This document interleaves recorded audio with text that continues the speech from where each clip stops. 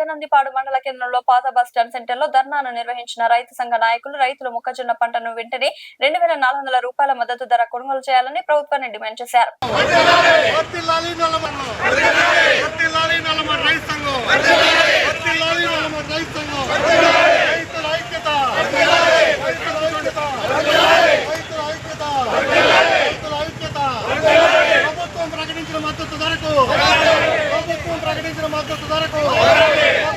కొనుగోలు కేంద్రాలు వెంటనే మొక్కజొన్న కొనుగోలు కేంద్రాలు వెంటనే మొక్కజొన్న కొనుగోలు కేంద్రాలు వెంటనే మొక్కజొన్న కొనుగోలు కేంద్రాలు వెంటనే